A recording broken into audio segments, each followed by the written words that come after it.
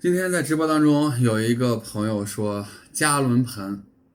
养了不到1个月，种死了。今天就借着这样一个事件呢，跟大家再聊一聊，你的草莓是怎么被你种死的。特别是刚开始种草莓的朋友们，一直说种草莓难也不难，想把草莓种活，首先管好你的手。有些朋友就是拿了草莓之后，就不管它是什么样子，就着急想让它开花结果，越想让它早开花结果，就是怎么样呢？就是不停的给它浇水，不停的给它浇水，它湿也给它浇水，它不湿也给它浇水。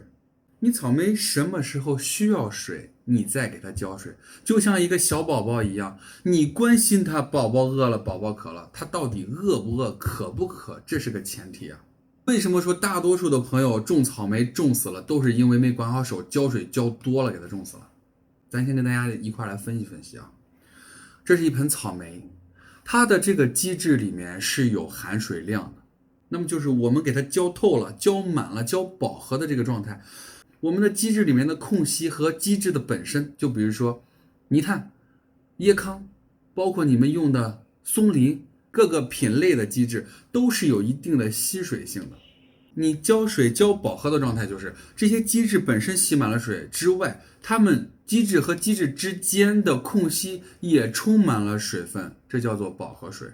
我们的根系，特别是晚上的呼吸作用，是需要吸收基质里面的水分里面的氧气的。如果你的基质长期的高湿，也就是说里面的水分没有被蒸发出去，可是水分里面的氧气被根系吸收走了，那就是会变成有水而没有氧，就跟我们夏天养的鱼一样。夏天的鱼你不经常给它换水，不给它打氧，鱼是不是就会因为缺氧而死亡？草莓的根系也一样，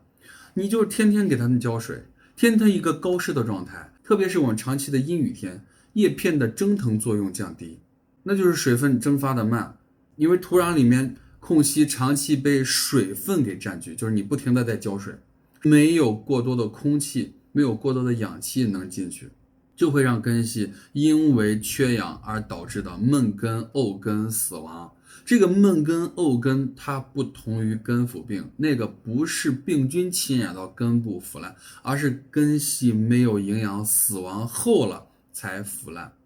这个就是我们很多人因为怕你的草莓缺水而不停的3天2头的给浇水。很多人问飞宇草莓几天浇一次水？几天浇一次水要取决于你草莓的盆土或者你草莓基质的干湿程度和未来天气的这样一个状况来决定的。你摸一摸，如果基质还是湿润的话，你就不用浇水。那你再摸一摸，它已经干了，而且你掂掂这个盆子特别的轻，那就已经根部缺水了，你不是要给它浇水吗？如果你拎的这个盆子特别的重，明显的就是能给它抓出来水，那就证明它里面是饱和的，不缺水。这个时候你再浇水，是不是又加大里面的水的饱和？特别是在高温高湿的情况下，更容易让基质里面缺氧，而导致根系的闷根、沤根死亡。所以再次奉劝大家，你管好你自己的手。如果你的土壤基质不干的情况下，千万不要有事没事都给它浇水，因为那样就像今天我说的那位朋友，已经是1加仑的盆子了，根系已经是一个爆盆的情况，全部都是根系，它能把这个养死，大多数的情况都是因为浇水给它浇死的。还有一种情况也是没有管好自己的手，那么我们在下一个视频将给大家来分享第2个你把草莓种死的一个主要的原因，就是关于施肥的问题。如果你喜欢草莓，如果喜欢种草莓，请关注跟草莓死磕到底的水源飞宇。今天的视频就到这里。